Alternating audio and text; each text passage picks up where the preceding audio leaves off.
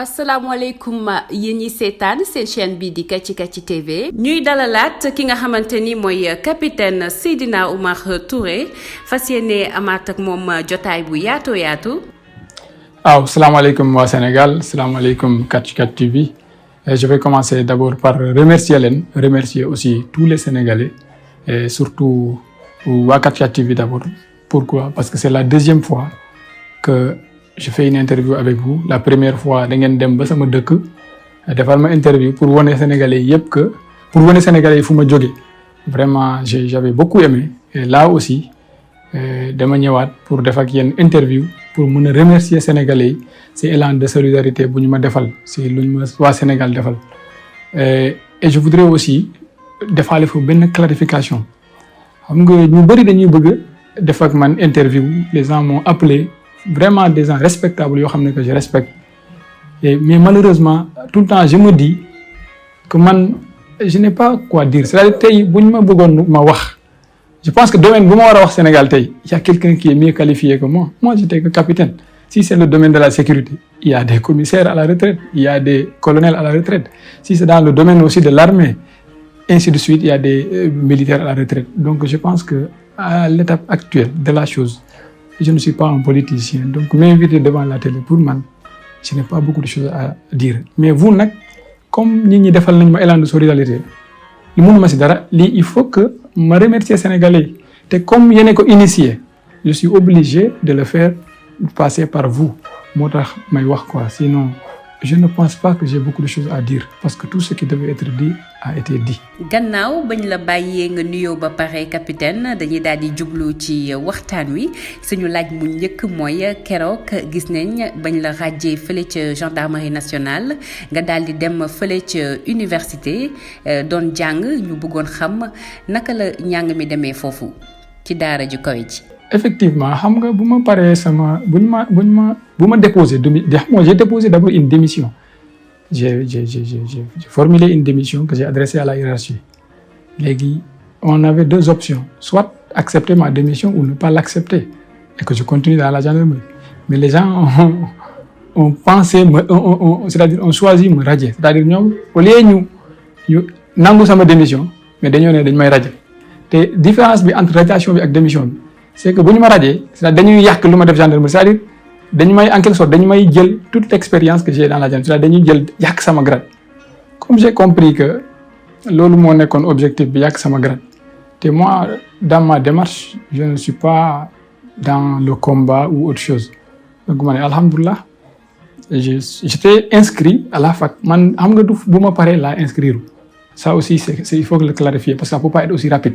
j'étais inscrit au mois de janvier en master 2 de relations internationales. Xam nga moi je suis privatiste de formation mais comme j'étais dans la gendarmerie avec mon expérience les relations internationales étaient plus profitables pour moi pour le futur moo tax ma dem bindu droit public parce que boo demee ba am master 1 rek tu peux faire tous les masters à la fac d'après les sélections te j'avais une très bonne moyenne fu ma déposé mën nañ ma jël on m'a pris en études et pratiques des relations internationales ma dem mais nag wax dëgg yàlla jàng bi c'était un peu difficile surtout à partir du moment bu ma paree bu ñu ma rajee ba pare xam nga janvier laa commencé woon sama mémoire bu ma koy commencé fekk rajo nañu ma pare c'est quand on m'a radié mon mémoire je l'ai écrit en 1 mois donc j'avais un problème de concentration moo tax tous les examens que j'ai examens yu ma def yépp après radiation yi aw ma ci moyen yu baax parce que du ma doon mën a concentrer nit ñi dañuy wax ci yow te boo demee ci mbooloo mi aussi nit ñi tu n'es plus un étudiant comme les autres parce que avant kenn du doon xam ne étudiant la parce que kenn du doon xam ne gendarme la parce que maa ngi doon am sama barbe xam nga comme section de recherche dañuy liggéey ak ay barbe moo tax mais c'était quand même très difficile mais avec la détermination tout est possible parce que man je vis au jour le jour dama gëm yàlla quoi je me dis tout le temps que bu yàlla defee ni rek am na lu tax comme dama bindu woon janvier entre temps ñu radié ma à court de chemin ma ne kon peut-être yàlla dafa def ne dama war a continuer jàng bi ma dem defi leneen moo tax ma dem fac et puis je me suis pris très au sérieux ma côtoyé vraiment professeurs yi ma dem si ñoom comme un étudiant normal et c'est l'occasion même de remercier le professeur Mamadou Yaya Diallo vraiment qui m'a beaucoup aidé quoi. Je ne peux pas dire beaucoup de choses mais lui il sait qui m'a beaucoup assisté saa yu ma amoon jafe-jafe il m'expliquait, je le trouvais au bureau tout le temps dama ko doon woo ba rus, mais il m'a assisté. C'était pas facile du tout, mais alhamdulillah dama fa demee ak détermination xam ne léeg-léeg jàll na, c'était le passé et il y avait autre chose à faire et il y a beaucoup de manières de servir le Sénégal et je sais qu'en apprenant je peux servir le Sénégal autrement. Inch'Allah, c'était ça. lu daal di ngay intégré école bi ñu duppee IAM laata ñu la faa dàqalu bëgg nañ xam nan nga dundee woon jaar-jaar boobu. waaw xam nga je ne pourrais pas dire loolu merci jërëjëf encore balaa may aborder loolu damay remercier vraiment waa IAM et xam nga li ma la wax aduna loo gis destin la gis nga bu ma demuloon IAM du ma xam monsieur Guirassy du ma xam un certain monsieur Bamba Fall que j'ai trouvé là-bas ñooñu ils m'ont accueilli d'une manière extraordinaire, c'est-à-dire noonu dama leen di gërëm di leen sant loolu moo tax ma ne tey sama doom bu màggee IAM laa koy yóbbu. xam nga balaa may dem IAM 2 autres écoles m'ont contacté ñu ne ma dañoo bëggoon si je suis intéressé par l'enseignement moi comme j'ai déjà un master 2 te ma procédure d'inscription en thèse et en cours ñu ne ma mun nga ñëw jàngale fii bu fekkee bëgg nga ko mais je n'ai pas ñooñu dewuma fa. mais waa IAM man maa dem vers ñoom ne leen dama bëgg a jàngale ma won leen sama diplôme master 2 te xam nañ ne am naa expérience dans la gendarmerie te fu ma fa doon jàngal c'est le premier cycle, c'est du droit privé comme je te dis. Moi j'ai un diplôme de master 1 en sciences criminelles en droit privé et avant d'avoir un master 2 en droit public ma won leen sama diplôme bi sama CV yëpp ils ont accepté, ils m'ont sélectionné normalement comme tout le monde ñu te foofu jàngale bu ma doon jàngale c'était pour servir rek. ba léegi IAM je n'ai pas demandé combien coûte l'heure laajuma ko parce que foofu man dama bëgg a jàngale yaa ngi rappelé suñu première interview ma lay wax ne man jàngale daf ma mës a neex mais mon destin c'était dans la gendarmerie et aussi mon père était militaire donc j'aimais l'armée ma dem fa mais bu ma fa demee li ma gën a marqué IAM wax dëgg yàlla c'est l'hospitalité c'est que nit ñi nu ñu ma doon accueillir les étudiants non mais c'est des gens formidables wax dëgg yàlla sama doom bu màggee IAM lay jàngee te comme je dois avoir un doctorat pour enseigner c'est ce qu'on a dit quand j'aurai un doctorat j'irai encore à l'IAM demander est-ce que mun naa fa jàngee inchallah mais nag aussi et je ne dirais pas que c'est une pression extérieure mais xam nag ministre de l'enseignement supérieur moom si boppam moo def communiqué ne bokk na si lu tax ñu dàkk ma foofu IAM loolu aussi c'est le moment je pense d'essayer de réveiller un peu d'essayer un peu d'éveiller les Africains. Il y a que en Afrique où il y a que les gouvernants. Il y a que les gouvernants qui veulent que ça avance. Afrique kese nga gis nit dëkk si réew bëggul réew bi dox parce que il a été formaté. xam nga kuy gouverner que s'il se prend comme si c'était lui le maître de l'État ñeneen ñi dañuy yaakaar ne ñoom bokkuñu si état bi loolu moo tax tout le temps tu vois en Afrique da ngay gis africain boo xam ne da dëkk si dëkk bëggul dëkk bi avancer parce que dafa yaakaar ne kuy gouverner ki moom dëkk bi parce que le gars il se comporte en maître parce que c'est ce qui est arrivé moi je suis un citoyen normal comme tous les citoyens ma dem déposer normalement ñu jël ma war a jàngale ñu ne parce que peut-être les gens pensent que j'ai une logique différente de ceux qui gouvernent ñu ne ma le gars il ne va pas enseigner là-bas alors que c'est une école l'école est publique c'est pour tout le monde xam nga loolu ce n'est pas bien loolu foog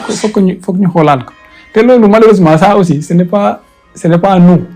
nous sommes victimes tout le temps je parle de la colonisation xam nga loolu colonisation moo ñu ko teg parce que quand les colons sont venus ñoom nu ñu doon gouverner ce qui leur intéressait seen intérêt la mooy massacrer le peuple nañu am lu ñu bëgg rek dem te malheureusement dañoo ñëw ñu copier loolu ñuy gouverner aussi dañoo yaakaar ne que le système qu'il y avait avant là c'est ce système là il faut le continuer par exemple quand tu entends quelqu'un dans cette situation me qualifier de traître exact nee na kii traître la quand il y a un traître il y a un ennemi mais dans une histoire où il y a 2 citoyens sénégalais qui s'opposent en politique des adversaires yow tu qualifies un autre de traître même s'il était prouvé que j'avais aidé une partie donc cette partie est un ennemi parce que juste c'est un parti politique qui veut accéder à un pouvoir donc on dit que le gars qui a aidé l'autre parti c'est un ennemi donc tu vois donc c'est le système comme je te dis c'est un système dans lequel que nous avons hérité où celui qui s'opposait aux colons c'est l'ennemi il faut le neutraliser donc on continue à gouverner comme ça donc comme il y a un homme politique qui veut accéder au pouvoir il faut le neutraliser c'est un ennemi mais c'est pas un ennemi quand quelqu'un dit que je veux aller être président c'est pour continuer le contenu est dans la même démarche que celui qui est là, moi je pense. Donc je pense que ñooñu di wax loolu c'est dans cette même logique. C'est dans cette même logique. C'est pas pour répondre, c'est juste wax la que je comprends quoi. C'est-à-dire tout le temps nit ñi dañ may wax ne mais capitaine yow moom xanaa du say mbir la ñu nekk di wax tout le temps on te voit souriant ma ne ko ñooñu xamuñu dara. Mais là, quand quelqu'un qui ne connaît même pas un article du code de justice militaire ne la yow traître nga xam nga kooku boo ko répondre wala nga tontu ko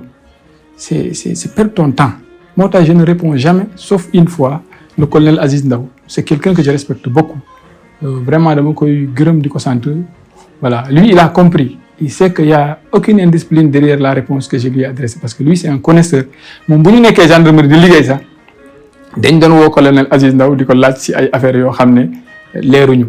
voilà donc c'est des personnes qui yoo xam ne c'est des références en gendarmerie ñooñu boo amee jafe-jafe nga woo leen donc kooku bu waxee mun naa tontu te je l'ai fait avec la discipline donc ñooñu xam nañu mais koo xam ne xamul dara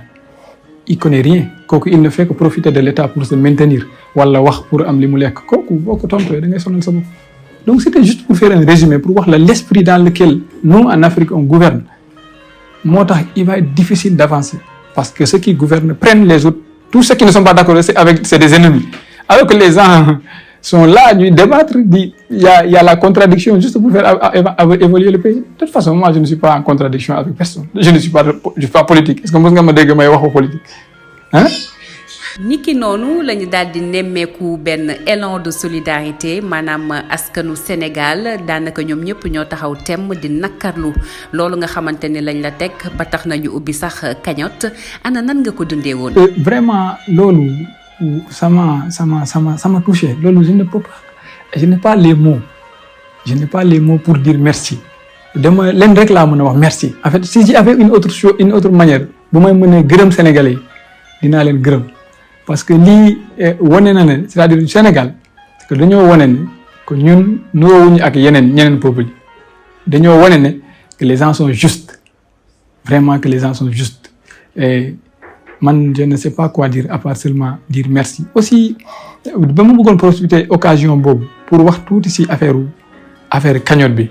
xam nga y a beaucoup qui pensent que je suis orgueilleux c'est pas un problème d'orgueil parce que la première cagnotte dama dem jox ko nit et te loolu man je ne voulais pas qu'il y ait une publicité derrière ça parce que pour man booy def ngir yàlla soxlu nga koy yóbbu di photo nit ki di ko non on n'a pas besoin de ça dama dem ànd ak mooy ku ma indiloon xaalis bi ma ne ko ñu dem ma jox ko diw mu ne ma aussi il doit rendre compte et pour rendre compte faut que nit ñi xam fu xaalis bi jaar moo taxoon ñu def ko publicité mais man samay affaire amul publicité parce que man li may def dama koy def ngir yàlla donc aussi nit ñi xam ne loolu du rëy du orgueil il y a aucun problème comme moi j'accepte cet argent parce que man damay maye man sama xaalis bu ñëwee dama koy maye c'est-à-dire du ma maye c'est-à-dire man xaalis bu ma moomal sama bopp nee naa la je ne garderai pas un franc en banque alors que quelqu'un a faim je ne le ferai pas moo tax quand quelqu'un me dit xaalis bi bu ko joxe c'est-à-dire je pense que boo joxee nit il laisse à son appréciation dinaa ko jël dinaa ko defee samay affaire mais nag man 2 jours avant cette cagnotte j'avais peut-être rien je vivais quand même je vis maa ngi sant yàlla mais yàlla def ne boole xol yi ba ma am xaalis bu toll ni ñu ne ma bu si jàppale nit tu sais moi je me suis toujours dit que quand une personne garde plus de 100 millions dans un compte sauf dans le cas d'une entreprise qui tourne moi je pense que te am na ñoo xam ne ñu ngi ci Sénégal du ñu lekk tu dois te demander est-ce que ton humanité est complète tu dois te demander ça parce que quand un seul citoyen a faim c'est comme tout le monde a faim un jour ma doon dox ak benn waa ji ma gis benn dof buy dox quoi solul dara non ma jaaxle ma am lu ma metti ma ne ko mais xoolal kii di dox nii mu ne ma luy sa affaire si loolu ma ne ko kii muy dox nii il ne porte rien est-ce que tu penses que cet homme-là est différent de toi yow doo demee nga simmee ko nga xool ko ma ne est-ce que tu penses que cette personne est différente de toi mu ne ma non ma ne que si une seule personne est nue c'est comme toute l'humanité est nue donc si une seule personne a faim c'est comme toute l'humanité a faim donc nit bu amee alal te mënoo ko seddoo ak nit ñi sa alal amul njëriñ c'est-à-dire tu gardes des papiers en banque donc moo tax nit ñi dañoo war a comprendre ne que man je suis dans cette logique tey may nañu ma plus de 40 millions te loolu yàlla moo ko indi xaalis boobu bu ma demoon ma denc ko banque vraiment c'est parce que gëmuma yàlla parce que je me dis que je n'ai pas confiance en Dieu donc je garde cet argent là pour vivre mais yàlla nu mu indee xaalis boobu mën a indee beneen donc xaalis boobu ma jël ko ma jàppale ko ñi parce que dañu ma doon jàppale mais nag man ce que je fais comme je dis encore il y aura aucune publicité ku fu dem wax ne xaalis bi may nañ ma ko yaa ko wax man du ma ko wax de toute façon xam naa ne bu ma jotee si xaalis bi lu ma sénégalais yi c'est-à-dire nu may def sama propre xaalis comme nee nañu maa ko moom noonu laa koy defee donc et aussi ñu xam ne y a aucune orgueil derrière ça du dara wax dëgg yàlla juste ni ma mel noonu laay doxalee tout ce que je fais il ne faut pas y voir de la publicité ou de la politique bu ko nit ñi gisee noonu finalement dinañ dem ba jaaxle waaw man samay mbir bëgguma nit c'est vrai que le sénégalais est prévisible sénégalais moom bu commencé rek dañu xam fu mu jëm waaye man sama mbir wax dëgg yàlla ku si wax di nga trompé parce que man c'est vrai que j'ai un plan bien déterminé dans ma vie mais li may def suba sax xaw ma ko yàlla moo ko xam je te jure si quelqu'un se permet à la télé de dire que kii fii la jëm tu vas mentir devant tout le monde parce que moi je ne sais pas ce que je ferai demain j'ai nag une feuille de route comme tout humain mais li may def suba xaw ma ko billahi wal kitaab waaw c'est ça quoi. mafia bi ñu duppee kàcci kàcci daanaka moo jiite woon boobule cagnotte ñu bëggoon xam capitaine ñaata nga jot ci askanu Sénégal ci turu mafia bi. exactement c'est important et cagnotte bi jot naa 42 millions 75 283 francs CFA voilà je voudrais que sénégalais yi xam loolu jot naa 42 millions 75 283 la ma waa coordination mafia 4x4 je dirais la coordination des citoyens du Sénégal man noonu laa koy waxee ñoo ma indil loolu jox ma ko ne ma waa Sénégal ñoo ma ko indil comme j'ai dit que je ne ferai pas de publicité dans ce que je ferai de cet argent mais je voudrais juste vous dire que je vais profiter de cet argent ma dem village sama maam ma tabaxal ko benn bâtiment bu baax benn village bu rafet ma ne ko lii sénégalais yi ñoom la ko may c'est li nga ma yar bu baax parce que y en a qui pensent que vous m'avez bien éduqué donc ils ont ñu defal ma élan de solidarité bi boobu moom c'est pas de la pub parce que sama bopp laa koy defal sama maam laa koy defal donc bu ma demee tabax ba pare naa ko foto ne sénégalais yi lii laa tabaxal sama maam si xaalis bi leneen lu des li dinañ si xool c'est-à-dire dinaa si faj samay soxla dinaa si aussi xam nga de toute façon comme ni ma la wax je ne ferai aucune publicité dans ça parce que li ma siy def xam naa nit ñi ñoo ko def waaye yàlla moo ko indi gis nga yàlla bu la bëggul toroxal kenn mënu la toroxal nit laa la wax de si àdduna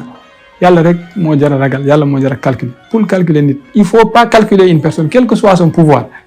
mënu si yow dara je vous dis man yàlla rek laa yaakaaruma nit quel que soit ton grade laa la wax de je ne te calcule pas moo tax je n'ai de rancune contre personne lu ma nit def nag bal naa la ko si xol bu rafet waaw mais nag je continue mon chemin quoi je ne me laisse pas comment dirais-je écraser c'est bien de l'éclaircir ça parce que nit ñi dañoo yaakaaroon ne xam nga malheureusement c'est difficile d'écrire Sénégal ñu bëri jànguñu te quand tu écris moi j'écris je ne sais pas si mon langage est militaire ou quoi parce que je suis un peu direct quand je parle te tout le temps quand j'écris les gens l'interprètent autrement c'est-à-dire dans mon écrit je voulais dire à la personne que tout ce qui a été fait est public donc on est au même niveau d'information jour bu ñu ma gars yi indil xaalis bi je m'adressais au Sénégal parce que quand je dis que quand je recevrai ça montre déjà que j'ai accepté et quand ça viendra je le dirai aux Sénégalais mais malheureusement ça a été mal compris là aussi je comprends et là aussi je profite xam nga suba y a un ami qui m'a dit mon capitaine arrête de répondre sur ta page parce que nit ñi dañ lay c'est-à-dire ça te rabaisse ma ne ko non mais ma ne que moi ce que je suis c'est les gens qui ont fait ça de moi ma ne nan nga mën a wax ne bu ma répondre nit ñi ma ne ko nit ñi ñoo tax c'est-à-dire tey si on parle du capitaine c'est parce que des gens c'est-à-dire des gens ont pensé que je suis quelqu'un peut-être je ne sais pas comment je vais appeler quelqu'un d'honnête et tout ça et ils ont c'est-à-dire des gens sont venus s'abonner en fait des citoyens ñooñu noonu pour man les répondre pour man c'est un devoir mais aussi nit ñi dañoo war a xoolaat tuuti la manière parce que c'est parce que là je commence à donner raison à mon ami parce que da ngay wax dara loo xam ne tu le dis de manière simple après ñu jël ñu publier ko ñu def on fait beaucoup de choses finalement c'est la société qui crée des individus da ngay gis fii nit ñëw benn niveau rek arrogant nekk koo xam ne après ñu ne kii pourtant ñi ñoo ko def ñu xoolal su fekkee ñi ñoo ko def parce que les gens ils créent un individu ils créent un mythe nit la rek nit boo mënta nekk ci àdduna nit la rek yàlla rek mooy différencier y a des gens yoo xam ne nag yàlla moo leen élevé kenn mënu ci dara mais nit la rek wax dëgg yàlla moo tax il faut pas qu'on crée des mythes qu'on interprète ce que les gens disent les gens disent une chose facilement nii wax la loo xam ne lu yomb la après les gens ils créent un mythe, créent benn affaire, créent un problème vraiment loolu il faut qu'on revoie ça. Il faut pas qu'il y ait de la mauvaise, je sais pas comment je vais appeler ça, la mauvaise foi dans tout ce que les gens font. waaw c'est ça. ci ab diir capitaine ci nga daal di dem fële nga xamante ni mooy mairie de Dakar ñu daal di la fay tabb nga doon conseiller ci wàllum kaaraange bëgg nañ xam nan nga dundee loolu. Effectivement monsieur Barthélémy Dias maire de Dakar daf ma recruter en tant que conseiller en sécurité te loolu aussi je voudrais préciser que nit ñi xam qu'un conseiller en sécurité je vais d'abord commencer par remercier monsieur Barthélémy Dias. Vraiment Barthélémy Dias c'est quelqu'un qui m'a défendu alors qu'on ne savait même pas où est-ce qu'on allait. Le jour où je n'étais pas dans la gendarmerie, il est sorti publiquement pour me défendre. Donc pour moi, c'est quelqu'un pour qui vraiment je représente quelque chose. Voilà. Et je ne voudrais pas aussi dire beaucoup de choses à ce propos, parce que tout ce qui devrait être dit sur ça a été dit. Voilà. Mais je voudrais préciser une affaire. Conseiller en sécurité, je suis dans le cabinet du maire, ça n'a rien à voir avec le responsable de la sécurité. Voilà, moi mon rôle c'est de conseiller le maire dans le domaine de la sécurité. Parce que il y a une police municipale, c'est-à-dire le décret sur l'organigramme prévoit une police municipale, ça vous le savez. Donc il y a beaucoup de choses, parce que le maire peut requérir la force publique, il y a beaucoup de choses, mais je ne veux pas trop parler sur ça, il n'y a pas de souci. Ça, ce qui devait être dit, comme j'ai dit, le maire l'a dit. Mais dama bëgg rek ngeen comprendre benn affaire. Il y a un autre détail que je devrais préciser. Il y a monsieur Dame Mbodj, comme je l'ai dit, que je remercie beaucoup vraiment pour son soutien, que j'ai vu dans une vidéo muy wax ne benn gendarme bu ñu radié est-ce que mun naa ko recruter ci sécurité. Loolu aussi bokk na ci affaire yoo xam ne war naa ko préciser. Ce n'est pas mon ressort. Moi je suis conseiller auprès du maire. Donc je ne suis pas chargé de la sécurité pour recruter. Waaw, c'est ça. Mais nag monsieur Barthélémy Dias, comme je l'ai dit, je le remercie. Il doit savoir que lui aussi, que je lui rendrai la monnaie, je serai loyal, tant que c'est légal et que ça sert les Sénégalais. Gis nañu ni mujjee nga woon def benn recours fële ca mbootaayu Cour suprême bëgg nañ xam nan la mujjee. waaw xam nga waxoon naa la que depuis l'autre interview affaire recours Cour suprême bi que c'est quelque chose qui est devant la justice. Vraiment, je ne veux pas l'aborder. Xam nga man lu ma romb rek romb naa ko. C'est-à-dire comme suba xamuñu lu yàlla di def. Moo tax je ne veux pas beaucoup m'attarder sur ça. Mais comme je vous ai dit, aujourd'hui il va être difficile pour moi de réintégrer une gendarmerie. Alors, quelqu'un qui, même quand tu passes à côté des poubelles là, moi même ceux qui trient les poubelles là des fois dañ lay yégal loxo kooku tu peux pas être gendarme. Le gendarme c'est avant tout la discrétion et tout waruñu la xam et tout ça. Mais comme man ñëpp xam nañ c'est difficile, mais il faut jamais dire jamais aussi, on ne sait pas. De toute façon nañu xaar rek lu yàlla def comme ni ma la wax man je n'ai de problème avec man li ma yàlla réserval ci kanam xaw ma ko, mais bu ko indee je prendrai avec philosophie lu ma yàlla may rek loolu la. Si Dieu voudrait que je retourne dans mon champ cultivé dinaa dellu ma cultiver et je cultiverai comme un cultivateur boo xam ne il est, moi je vais appeler ça, il est fier dans ce qu'il fait. waaw loolu la aduna bul tàmm lu fu la yàlla yóbbu rek xamal ne foofu la taat loo jàpp rek jàpp ko avec sérieux. Moi quand je suis retourné étudier là j'apprenais toute la nuit. Ils vont penser même que j'avais perdu la tête. Ma ne leen non man yàlla temps yi si jàng bi la ma indiwaat. Peut-être que il s'attend à ce que je réalise quelque chose ici. Moo tax ma jàng sérieusement. Donc c'est comme ça. Je vais prendre au sérieux li ma actuellement yàlla jox si Barthélémy Dias ma liggéey ak moom Sénégal laay liggéeyal du affaire u xaalis. J'ai pas un problème d'argent. Wax dëgg yàlla alhamdulilah sant yàlla. waaw xam nga yàlla bu la suturalee comme ni ma la wax nit mënul si yow dara. Nit day yaakaar ne mu ngi lay sonal fekk mu ngi lay defaral. Alhamdulillah ça c'est, je n'ai aucun problème de finance. waaw yàlla daf ma boole ak nit ñoo xam ne ñu baax la. Il faut pas se glorifier nag de recevoir de l'argent de quelqu'un. Mais fu la comme ni ma la wax rek lu la yàlla indil loolu mënoo si dara. Tu es obligé de vivre comme Dieu l'a prévu pour toi. Xam nga nit day yaakaar ne tout le temps c'est lui, mais ce n'est pas lui, c'est le destin. C'est juste que nous sommes là des comment on appelle, nous sommes là ay nit lañu rek ñu ngi dox ñu yaakaar ne ñun la fekk du ñun. Voilà, des fois da ngay bëgg a yàqal nit ki fi xam nga yaa ngi koy pousse. Voilà, c'est comme ça quoi. fan yi weesu capitaine dégg nañ ki nga xamante ni mooy njiitu réewum Sénégal muy Macky Sall daal di àddu jëm ci xalale yu yees yi xalaatam mooy tënk li nga xamante ni moom la ñuy wax réseaux sociaux lan mooy sa xalaat ci loolu. waaw le problème des réseaux sociaux aussi loolu xam nga quand c'est difficile de commenter comme je te dis les propos d'un président en Afrique parce que quand tu commentes version c'est-à-dire boo waxee ne li mu wax dëgg la. dañuy naan yow opposant nga te man defuma politique te boo waxee ne li mu wax du dëgg aussi et lu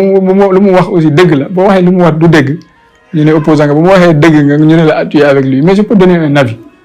moi mon avis personnel c'est que moi personnellement si c'était pas les réseaux sociaux tey je serais au fond d'une prison vers Kédougou ou dans un asile pour fous loolu il faut le reconnaître man xam naa ne réseaux sociaux yi jàppale nañu ma bu baax a baax donc c'est vrai que il y a des failles am na ay saaga am na yow mais loolu c'est normal moi sur ma page là allez-y nit ñi dañ may saaga y a quelqu'un qui me dit va bloquer les gens ma ne ko loolu laay bloquer ma ne ko ça c'est des enfants man j'étais enquêteur il est arrivé qu'on porte plainte pour diffamation wala pour injure publique da ngay dem nga wër booy ba gis ko le gosse il a 14 ans tu te dis mais et il a un profil il met une personne avec de gros muscles tu penses que ça c'est alors que c'est un petit gars là derrière un ordinateur moo tax ma ne ay saaga internet te aussi yàlla am na fu lay eggale ay saaga waroo ko sóoraale man tey je n'étais qu'un capitaine comme quelqu'un m'a dit un petit capitaine il y a pas de souci pour les autres aussi grand pour les autres aussi petit c'est pas important fu ma toll nii tey rek comme yàlla moo ko indi bi ma toll fii ku ma saaga bal naa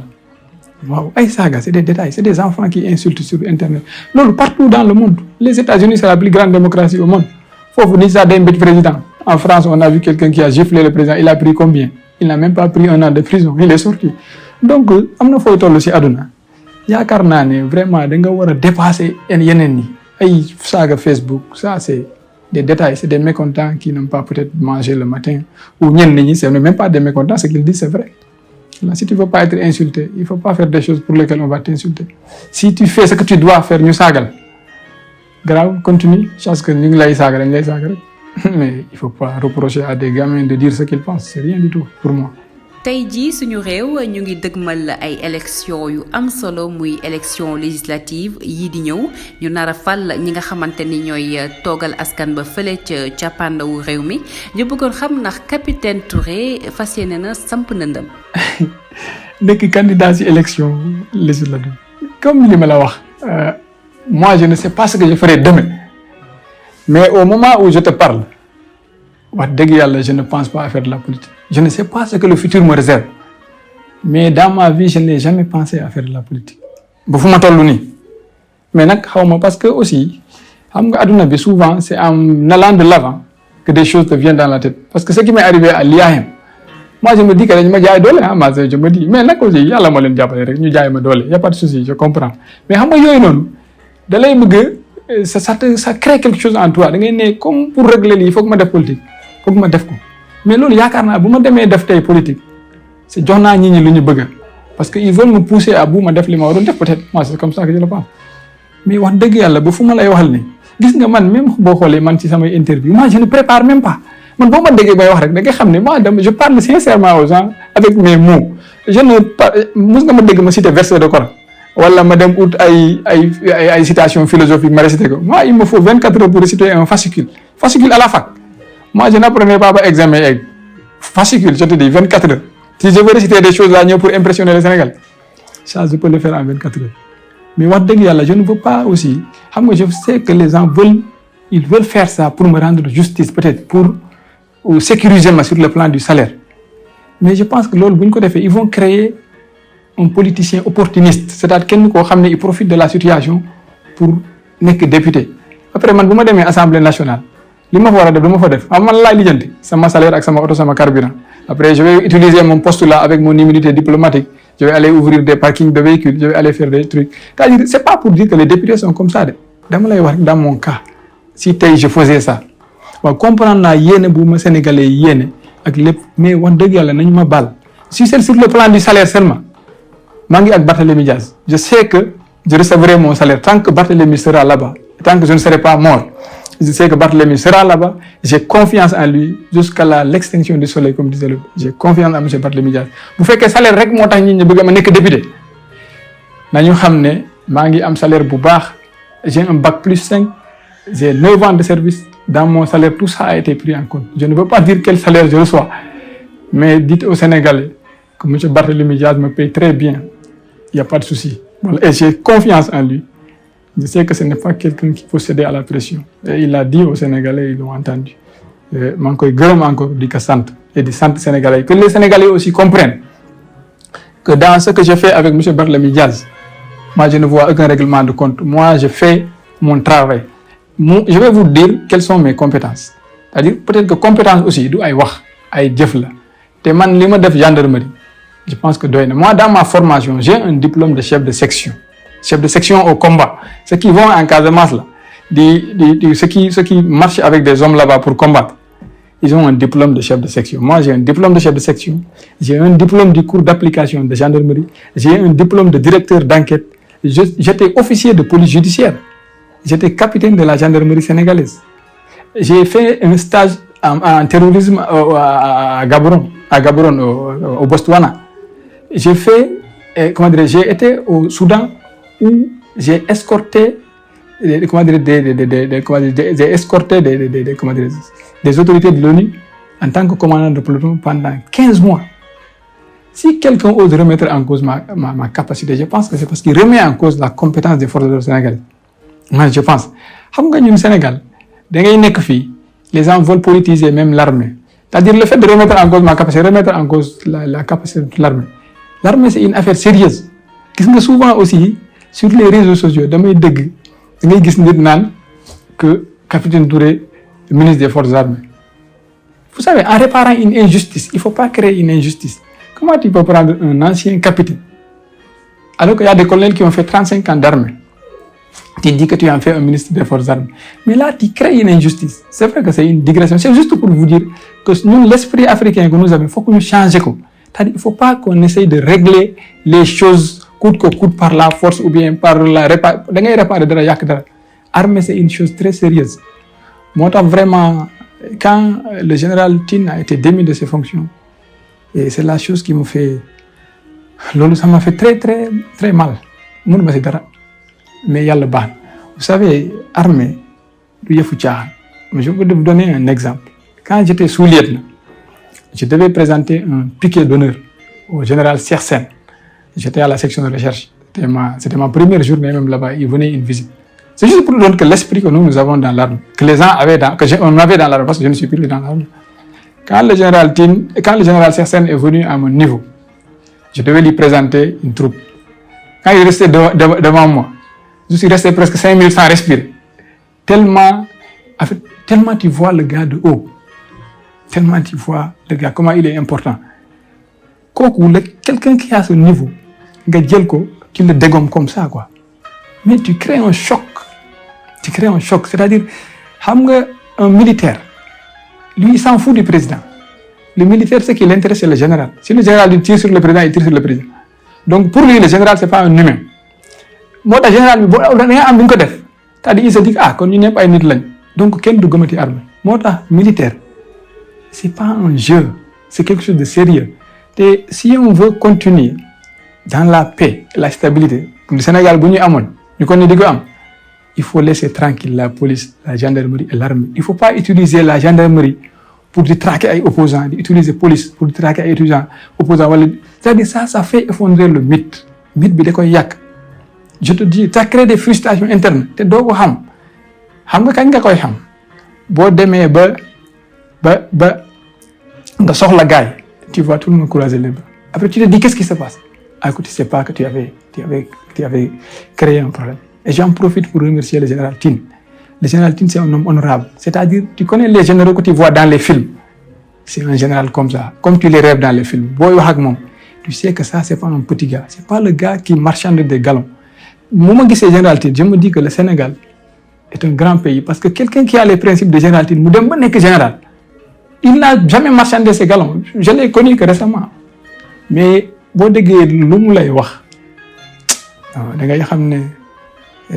c'est un grand homme. C'est quelqu'un que je respecte beaucoup. Et c'est des personnes comme ça à qui il faut donner peut-être un ministère des Forces armées, des gens honorables, des gens honnêtes, des gens qui Je ne peux pas tout dire sur je ne peux pas beaucoup parler aussi ñu yaakaar ne que je fais de la politique mais retenez que cet homme m'a marqué à jamais. lan ngay wax jëmbale ko ci mafia kàcci kàcci. waaw mafia kàcci kàcci moom dama leen di c'est-à-dire am na seen je ne peux pas comme je te dis le seul mot qu'on peut utiliser c'est pour dire merci c'est merci mais dañu xam ne ils ont à cause de j'ai signé un pacte avec le Sénégal ba may dund tant que ce sera possible je servirai ce pays et nit di si mën dara. Parce que le Sénégal a investi des millions pour me former. Moi, j'ai été formé à coût de millions. Si vous saviez combien on a payé pour me former, hein? Quel diplôme j'ai d'abord à l'université? Combien on a payé pour me former? Ce que je pouvais servir à ce pays. Tu comprends que radier un officier, c'est du gaspillage. Ça, ils me rendent service. À l'international, des gens m'ont proposé des choses. Je ne pars pas là-bas. Je pars là-bas pour payer des impôts alors que moi, je suis sénégalais. J'ai été formé ici. Vous faites que Khalis la Bougon, je n'allais pas venir dans l'armée. Est-ce que tu comprends? Mais comme affaire bi demee ni ñëw nañ ba fii, je resterai ici, j'apprendrai et je servirai mon pays. Mais nag je ne veux pas de problème. Xam nga man boo gisee, même quand on m'a radié, tu vois un article qui dit que je n'ai pas encore droit à la pension, mun naa dem ma jëli mun naa dem ma jëli sama xaalis. Pour éviter les problèmes musuma fa ran xaalis boobu may naa leen ko. Je ne parle pas là-bas parce que je ne veux pas de problème. Moo tax quand j'ai étudié ma dem IAM di jàngal gars yi dëkk ma ne les gens ils veulent des problèmes te loolu je préfère profite aussi de l'occasion pour wax nit ñi et ils n'ont qu'à faire attention c'est-à-dire xam nga nit doo ko pousse jusqu'au mur et moi personnellement mun nañ ma def lu leen neex y a pas de souci man s'ils veulent là ils peuvent fermer l'autoroute et la nationale ñu ne ma doo jaar fii dinaa jël gaal ma dem mer di Dakar grawul y a pas de souci.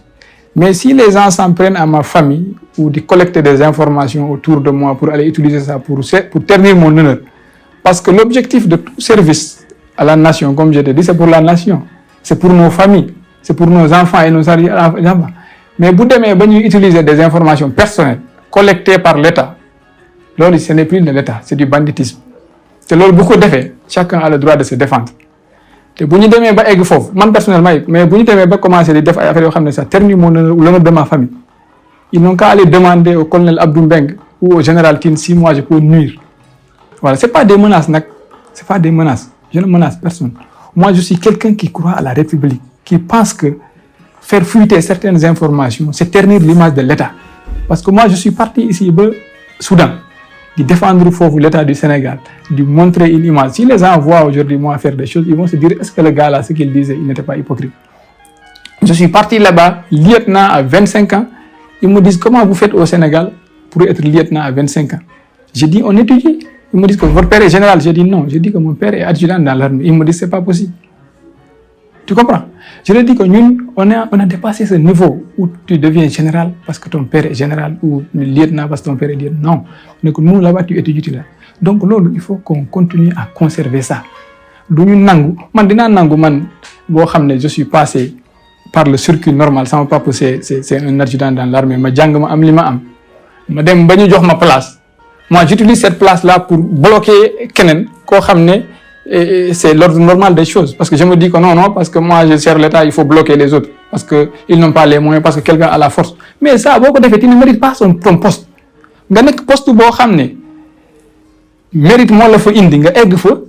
yow tu utilises ken ñew commander la tu utilises ce poste là pour bloquer ay nit ñoo xamné ils ont le mérite. Tu ne mérites pas ton poste. Donc il faut que nous continuions de conserver l'ordre. Nous baillons lu ñuy def. Moi dans tout ce que j'ai posé comme acte, je l'ai fait pour rehausser l'image de ce pays. Jusqu'à présent nit gisuma ci dara. Ñen nak moy les gens qui sont là dans les plateaux di raconter ay affaires. Ñoo comme je te dis xamuñ dara. Tout militaire sérieux là la wax de koo xam ne il n'est pas dans la politique ni dans la compromission. S'il parle de moi, il parlera de moi avec respect. Je te dis. Mais nag ñeneen ñi mooy comme ni ma la wax koo xam ne il ne connaît même pas un article du code de justice militaire. Kooku wax dëgg yàlla bu nekkee ci plateau di le traiter de traître. Tu sais que le gars il cherche de quoi ramener chez lui pour manger. Il ne dit pas ça honnêtement, sincèrement. Wow. Donc c'est ça quoi. C'est ça. Donc comme je dis aussi, moi je respecte tout le monde. Je n'ai de problème avec personne, je n'ai de soucis avec personne. Je vais vous donner un exemple. Je ne voudrais pas, comme je vous dis, entrer encore dans la polémique. Je veux juste clarifier certaines choses. Si aujourd'hui je vois Maître El Hadji Diouf qui s'en prend à moi, vous savez où est-ce que j'ai rencontré Maître El Hadji Diouf pour la première fois?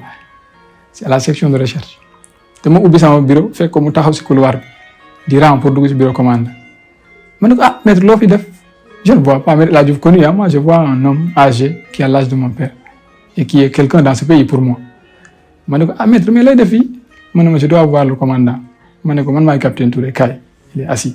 Je suis parti, il a brûlé le rang, madame Dougal, comme commandant, parce que je le respecte. Et si ça devait se répéter, ou si un jour la situation changeait, parce qu'il y a le règle, tout peut changer demain, je ferai la même chose avec lui. Parce que comme il me l'a dit, lui dans sa nature peut-être c'est d'insulter les gens, il n'y a pas de souci. Il n'y a pas de souci. Mais je veux juste lui dire que fi aduna la na def ndank rek fi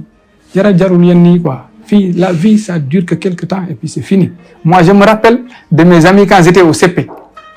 Ça fait presque 20 ans, 25 ans. Donc, il n'y a pas de souci. Et sa morom pap, j'appelle comme ça pap, sa morom dom, j'appelle comme ça pap. Moi, je ne fais pas de la politique. Si j'étais dans la politique, j'aurais compris. Mais on ne peut pas permettre à des gens de talk, de massaga du matin au soir. Il ne faut pas dire des choses que tu ne connais pas, des choses qui ne sont pas avérées. Dëgg yàlla nañ ci bàyyi xel wala nañ ci bàyyi xel même nag aussi je vous répète nit li ma def baal naa la man je n'ai de quoi contre personne ku ma xam na ne moi je n'ai pas de rancune contre les gens mais nag aussi bëgg naa yàlla leeral lépp que les gens voient et je sais que yàlla dina leeral je vous ai dit que j'ai confiance en Dieu et yàlla dina leeral et vous verrez sous peu inchallah je ne menace personne nag duma kenn man nit kese la je ne suis duma waliw doomu adama simple la mais je sais ce qu'il y a entre am naa lu ma nekk sama diggante ak yàlla waaw je fais tout le monde fait nag je fais des péchés je fais ce que tout le monde nit kese la mais nag am na fu ma toll si yàlla foo xam ne du ma toroxal doomu adama et saa yu ma toroxalee doomu adama peut-être c'est parce que je l'ai fait te bàyyi ma si xel wala dama ko doon def dans le cadre de mon travail les gens l'ont mal interprété mais wax dëgg yàlla dans tout ce que j'ai fait dans ma vie je me suis efforcé à respecter les hommes parce que moi je me dis que yàlla si boppam moo ne nit la gën respecté l'ange qu'on appelle Iblis là Satan c'était un des gens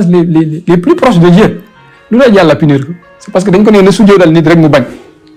et imagine toi si tu passes ton temps nga yàqal nit ñi di leen saaga di leen marabouter di leen yàqal yow lan la yàlla di def est-ce que les gens ont pensé à ça un ange qui était proche de Dieu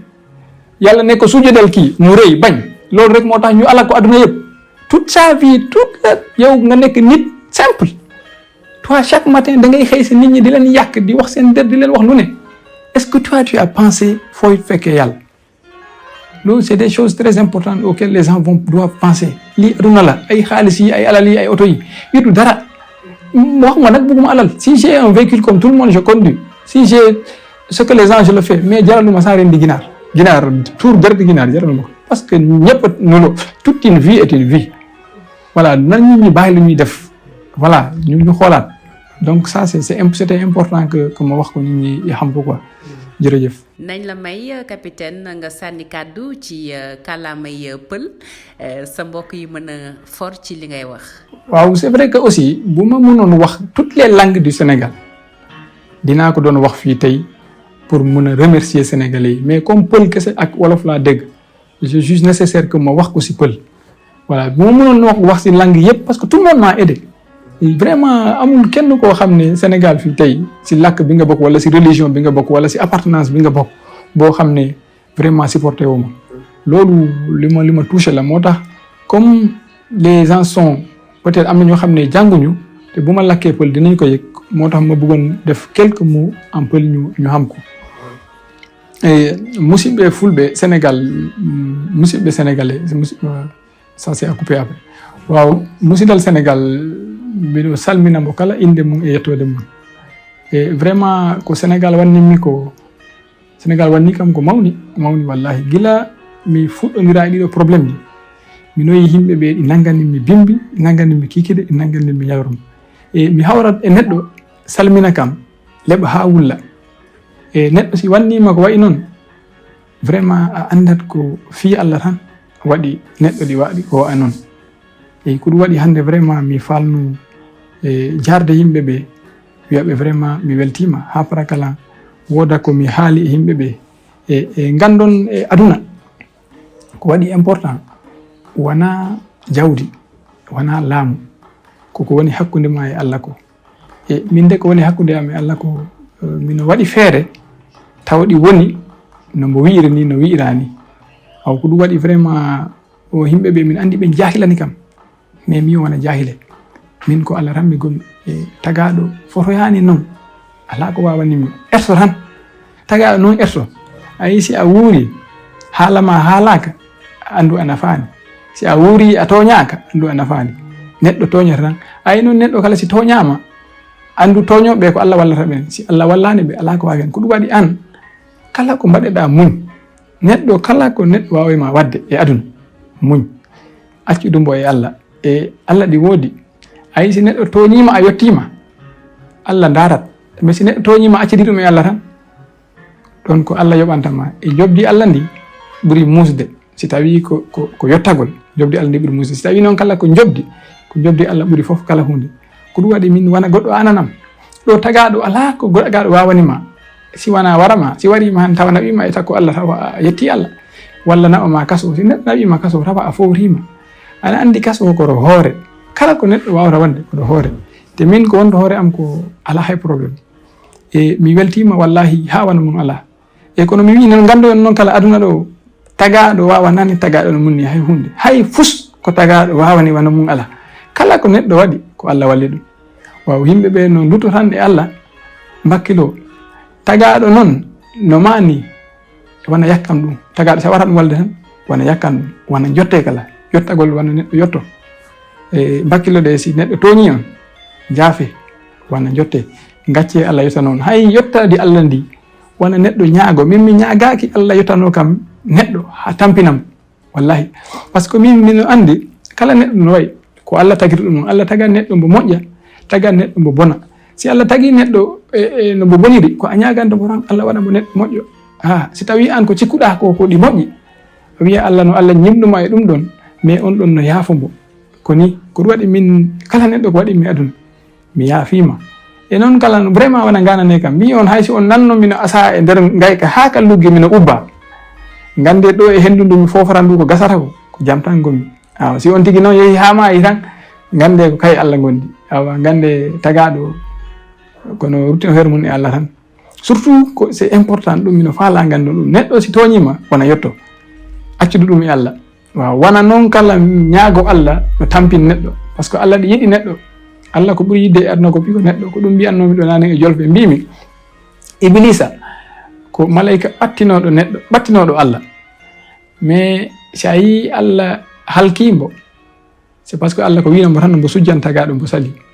an a miijima neɗɗo mo ganduɗa ko ko malayika no foti ni ko wiyano tan no sujjantagaɗo sali on Allah halki ɗum an tagaɗo o mo ganduɗa an fini weeti yo ko a dawat e yakkangol neɗɗo an est ce que a miijima hono Allah waɗoytama est ce que neɗɗo miijima ɗum awa ɗum tan ɗi foti neɗɗo miijuye ha neɗɗo ko neɗɗo tan way neɗɗo ɗi foti wakkilade tawa yakkanani neɗɗo no munni waaw kala noon no mbawɗum wallirde neɗɗo wallumo neɗɗo haysi a tawi ɗi ubbanama goɗɗum to yeeso galle ma wat feere cuuɗoɗa ha mboya par ce que a yimo tan a hertinambo te an a waɗa saabi Allah aya neɗɗo wonata tawa waɗaki mais an ko fi Allah darirtambo ko fi Allah muñirantamo e a yiyat an ko Allah yoɓantama ko Allah wallatama e aw vraiment mi salmini on mi jaari on vraiment hande mi ala komi yoɓa Sénégal hunde wosre ma yobde Sénégal so ko fuɗɗi hande e ndi leydi mi yaltata ɗo yimɓe mbi'i kam yo nomi ɓan o kaale mi ɓaŋa famille am o mi yalta leydi ndi mbimɓe onon yimɓe mbannami cotisé kaale pour min pour banna kam juste wiya min no ɓan on kaale mi ɓaŋa ɓiɓɓe am ɓe e debbo am mo mi yalta leydi ndi o min ko ɓiɓɓe am ɓe ɓuri yimɓe ɓe walla ko min ɓuri yimɓe ɓe ko ɗon gonanmi si Allah jaɓi ha min maya goɗɗo ala ko wawi hen hunde wotere yaltirta kam Sénégal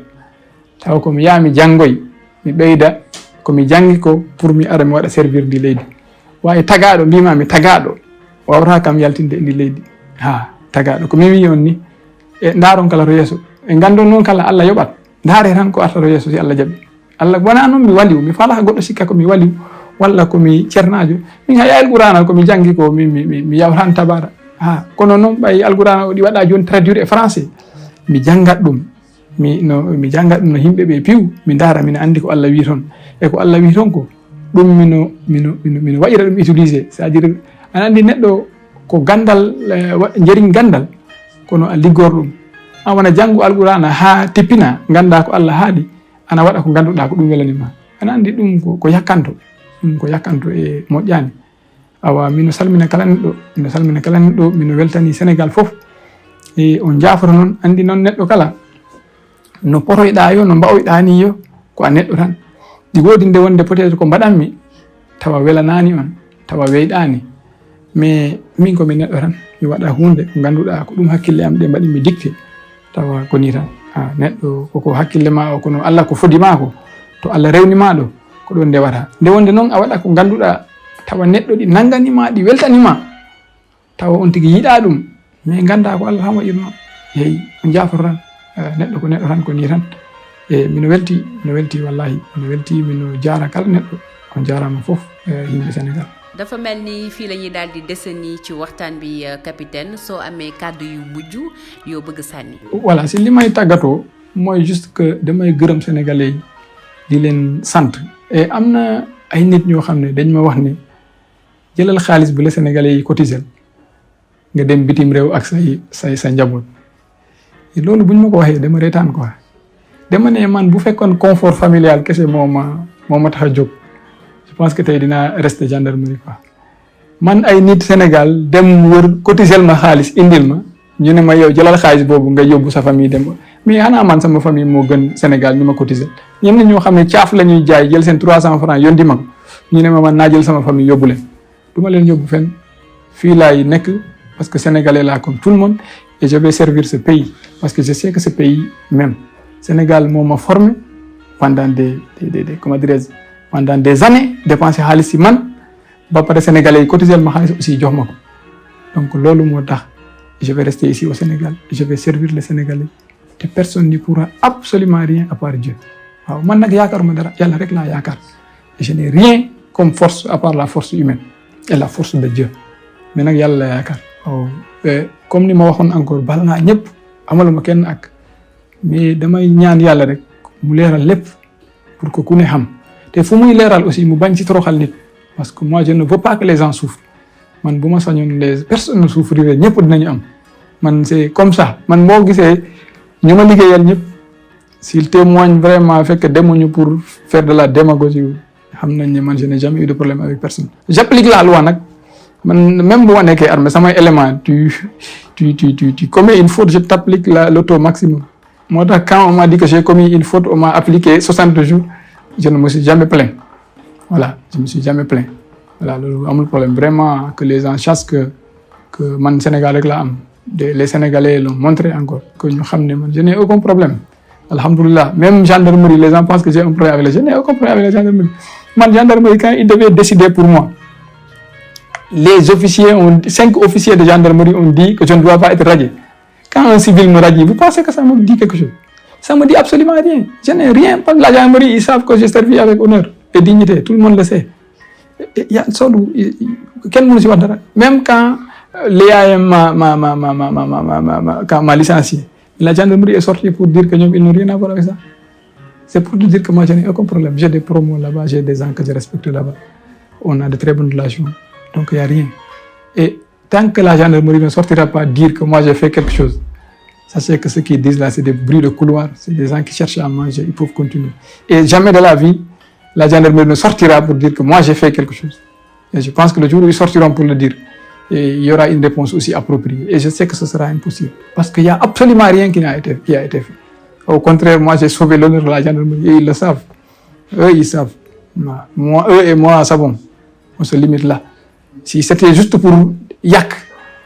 loolu on aurait fait beaucoup mais loolu jaru ko parce que moi comme je vous dis man dama gëm ne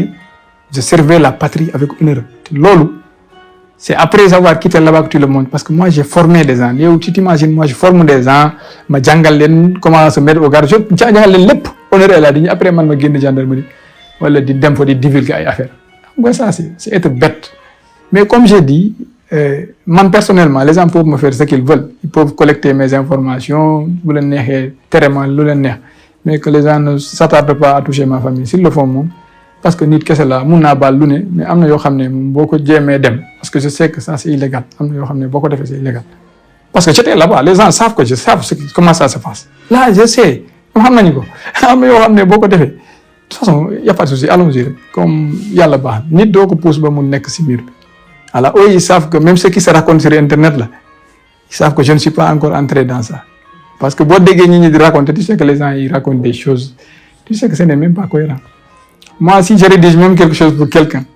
wala ma won ko li mu war a wax bu ko waxee ils sauront que ça vient de moi. waaw que les gens ñu xam ne vraiment nañ def ndànk rek fii àdduna la jarul dara dëkk bi le pays c'est pour nous tous. Voilà, nous sommes là, nous vivons. Les autres étaient là, le président Abdoulaye Wade était là. te Abdoulaye Wade boo bëggoon conseil mu conseil la lay di nga ko jafe parce que lui il connaît la vie plus que tout le monde dans ce pays. Parce que il a été pauvre, il a été riche et il a été président. Aujourd'hui il n'est plus président, il n'est pas pauvre, mais il n'a plus les pouvoirs qu'il avait. Je sais que s'il te conseille aujourd'hui da la wax lu leer te lu mu la wax boo ko jëfee di nga si génn. Donc je remercie vraiment les Sénégalais di leen gërëm. Je n'ai que le Sénégal comme j'ai dit et je le prouverai dans les années à venir que je n'ai que le Sénégal. Que les gens ne me précipitent pas dans la politique. Laissez-moi apprendre et je pourrai servir. Xam nga au Sénégal il y a beaucoup de manipulateurs. Ils utilisent comment dirais-je, ils utilisent malheureusement comment on appelle ça, ils utilisent le fait que les gens ne savent pas beaucoup de choses ñu wax ay affaires. Mooy lu Cheikh Anta Diop doon wax rek, il faut s'armer de science. Si tu veux combattre des manipulateurs là, il faut s'armer de science. Gis nga à formation égale la vérité triomphe. Donc man c'est ça mon objectif, c'est étudier pour que un jour qu'il y ait au Sénégal des gens yoo xam ne ils sont incorruptibles, c'est-à-dire yow devant la mort tu dis la vérité. Donc loolu pour nga mën ko def il faut que nga jàng. Je veux atteindre ce niveau, am un doctorat, je ne sais pas, être un universitaire, je ne sais pas, c'est-à-dire être à un niveau boo xam ne quand je dis quelque chose am fu ma ko teg. Boo xoolee fu ma nekk nii man personnellement je sais que am naa ay carences et pour quelqu'un qui a un niveau élevé man bu ma waxee dina xam ne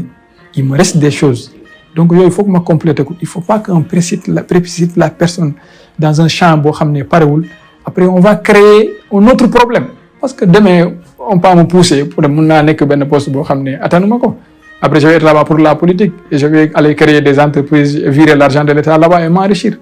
Loolu comme ni ma la waxee quand tu veux une justice il faut être juste avec soi-même. Waaw. Et être juste soi-même c'est pas profiter seulement de la situation juste pour que ñu ne Capitaine Touré tey ministre la wala Capitaine Touré tey lii la. Moi ça ne m'intéresse pas. Moi dans la vie comme je dis je ne calcule rien. Si je calculais, si j'étais dans l'armée forcément je serais colonel parce que j'étais sous-lieutenant à 22 ans. Il me restait combien? 38 ans de service ou 40 ans de service près. C'était beaucoup de service ku la ne. Donc moi ça ne m'intéresse pas. Moi ce qui m'intéresse c'est le Sénégal. Malheureusement comme ni ma la wax xam nga ñu on a des anciens yoo xam ne ñooñu ils ont la moule coloniale. Ñooñu ils pensent que l'État c'est seulement l'État c'est le profit quoi. Donc tant que ça leur profite il faut écraser les autres. Ce n'est pas ça. Ce n'est pas ça. L'État là ñun ñëpp ñoo ko moom. Le paysan le plus petit là il part payer day dem jënd tàngal te bu jëndee tàngal day fay impôt boobu mooy doxal ñëpp. Et l'administration là ñoo xam ne dañoo jàng ëpp ñu 2% de la population. Il faut pas que 2% de la population là bëgg a profiter écraser les autres pour s'en sortir et aller dans les télés là et créer de faux débats di créer ay histoire di wax ñu continuer à endormir les gens te loolu pour mu deñ il faut que nit ñi jàng te moi je vais continuer à apprendre dara du ma tere jàng je vais continuer man ay alal yi comme ni ma la bu ma amee oto bu nga ne dinaa dawal bu ma amee fukki maison je vais prendre loolu yàlla moo ma ko may mais ça ne m'intéresse pas jaraluma saa ren di ginaar mais je vais apprendre avoir la compétence et le faire parce que je vais le faire pour servir parce que je sais que ce pays même loolu xam naa ko léegi voilà peut-être que ce n'est pas toute la population qui est cotisée pour moi je sais que c'est peut-être 15 000 personnes mais je sais que y en a yoo xam ne bëggoon nañu ko te mënuñu ko te defuñu ko bu ñu ko mënoon dinañ ko def donc je sais que il y a au moins 25 000 personnes dans ce pays pour qui je compte pour qui je suis quelque chose te ces personnes-là je vais les honorer parce que si demain je fais quelque chose loo xam ne waruma ko def je vais décevoir ces hommes-là et je ne vais pas les décevoir te les rendre honneur c'est pas forcément être député je peux servir le pays sans pour autant être député voilà je serai pour l'instant à côté de monsieur Barthélémy Diaz je travaillerai avec lui je ferai mes études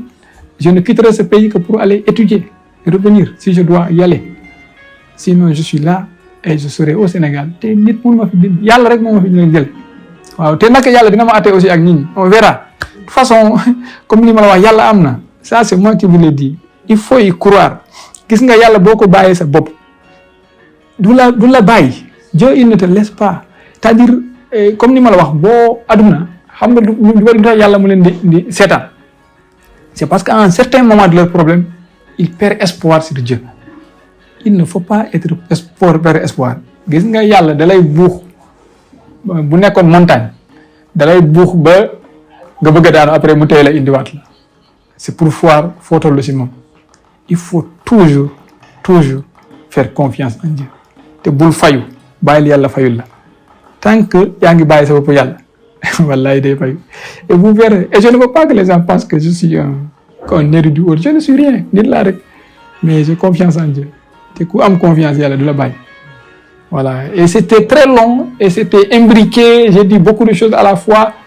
mais je sais que ça va faire un temps que je ne vais pas reparler parce que damay dem jàngi comme je vous ai dit que je vais apprendre moi je ne veux pas de la publicité ça ne m'intéresse pas moo tax télé yi ils veulent que je parle mais qu'est-ce que je dois dire là-bas moi je connais rien man si gendarmerie laa nekkoon rek j'étais capitaine j'ai un master 2 man droit rek laa xam